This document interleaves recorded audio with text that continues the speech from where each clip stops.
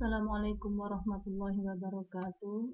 Ketemu lagi dengan saya, Ahya Anggraini. Pada kesempatan ini, saya akan berbagi rahasia menguasai bahasa Inggris.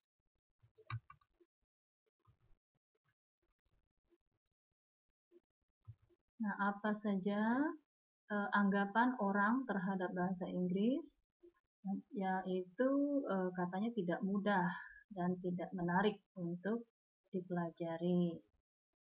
Kemudian penyebab susahnya belajar bahasa Inggris ya diantaranya tidak adanya tujuan yang jelas, kemudian tidak tahu bagaimana cara mempelajarinya. Apa tujuan mempelajari bahasa Inggris? Yang pertama bisa sebagai dasar untuk mempelajari ilmu pengetahuan, misalnya pengetahuan alam, pengetahuan sosial, budaya. Selanjutnya bisa juga untuk mempermudah berkomunikasi dengan orang dari negara lain, terutama negara-negara yang menggunakan bahasa Inggris. Selanjutnya bisa juga untuk mendapatkan pekerjaan yang baik. Itu hanya contoh dari tujuan mempelajari bahasa Inggris. Nah, bagaimana caranya? Yang pertama, kita memperbanyak kosakata atau dikenal dengan istilah vocabulary. Yang kedua, mempelajari tata bahasa Inggris. Ya, kita kenal dengan istilah grammar. Pelajari pengucapan kata bahasa Inggris atau dengan istilah pronunciation. Dan yang terakhir adalah perbanyak latihan atau kita kenal dengan istilah practice. Bagaimana cara memperbanyak vocabulary? Kita bisa dengan membaca buku, majalah, koran berbahasa Inggris.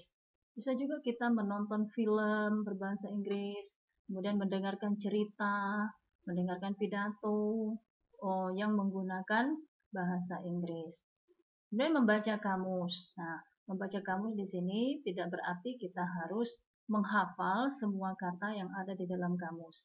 Tetapi secara rutin, buka saja setiap hari, buka sembarang halaman di kamus itu, kemudian kita ambil beberapa kata, lalu kita tulis, kita buatkan ke dalam kalimat. Nah, biasanya itu mempermudah kita untuk mengingat atau mendapatkan kosakata baru. Apa yang harus kita pelajari pada grammar? Nah, yang pertama misalnya kita harus memahami apa itu part of speech. Part of speech itu jenis kata. Apakah dia termasuk kata benda, noun, kata kerjakah, atau verb, adjective atau kata sifat, apakah dia kata keterangan atau adverb, atau dia kata depan, preposition. Nah, ini harus kita kenal. Ya, kata-kata tersebut termasuk ke dalam jenis kata yang mana. Kemudian yang kedua, yang sangat populer di dalam bahasa Inggris adalah tenses. Kita mengenal ada 16 tenses. Ya, itu harus kita pahami juga satu persatu. Selain itu, kinds of sentence. Nah, kind of sentence di sini maksudnya adalah jenis-jenis kalimat. Apakah dia termasuk kalimat sederhana, itu simple sentence, apakah dia termasuk compound and complex sentence, atau kalimatnya sudah kalimat bertingkat. Ini juga harus dipahami, harus dikuasai. Selanjutnya yang tidak kalah pentingnya adalah pronoun atau kata ganti. Nah, kata ganti ini bisa kata ganti sebagai subjek, misalnya I, you, we, they, he, she, it. Apakah dia berfungsi sebagai possessive, ya, apakah dia sebagai objek, atau sebagai kata ganti pronoun. Nah, ini juga harus kita kenali satu persatu. Sekarang bagaimana cara belajar pronunciation supaya pengucapan kita baik? Yaitu kita bisa mendengarkan native speaker, penutur asli. Ya, sekarang ini banyak sekali sumber yang bisa kita dapatkan untuk mendengarkan native speaker. Bisa kita peroleh dari media internet. Ya. Kemudian menonton berita berbahasa Inggris. Kenapa menonton berita ini? Karena pembaca berita itu bahasa Inggrisnya sudah terlatih, sudah baik, ya, sudah bisa dijadikan contoh bagaimana cara pengucapannya. Kemudian menonton film berbahasa Inggris. Ini juga penting. Ya, selain itu kita juga bisa membaca cara pengucapan kata di dalam kamus.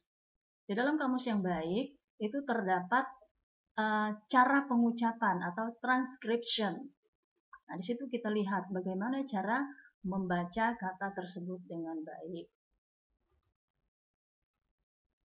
Cara melakukan praktis bagaimana? Nah, praktis atau latihan ini bisa kita gunakan baik secara lisan maupun tertulis. Kalau lisan kita bisa berdialog dengan kawan, ataukah dengan guru, atau dengan native speaker langsung.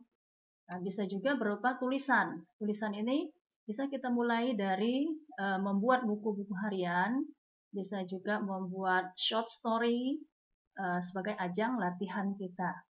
Kemudian praktis ini juga bisa dilakukan secara baik individu maupun dalam kelompok. Nah, ini yang perlu diperhatikan, practice makes progress. Jadi latihan itulah yang membuat kita pandai. English is very important to be learned because it is a tool to around the world. Nah, itulah pentingnya bahasa Inggris. Dengan menguasai bahasa Inggris, kita bisa mengelilingi dunia. Nah, kita bisa pergi kemana saja, kita tidak akan terkendala dengan komunikasi. Atau kita tidak akan nyasar kalau kita mengelilingi dunia. Apa yang dapat kita simpulkan pada materi ini, yaitu bahasa Inggris sangat penting untuk kita kuasai. Karena banyak manfaat yang kita peroleh jika kita memahaminya. Banyak cara dan sumber untuk mempelajarinya. Namun yang terpenting adalah niat dan disertai usaha yang sungguh-sungguh dan keyakinan bahwa kita bisa. Peribahasa Inggris mengatakan bahwa no pain without gain. Artinya, tidak ada usaha tanpa hasil. Where there is will, there is way. Artinya, di mana ada kemauan, di situ ada jalan.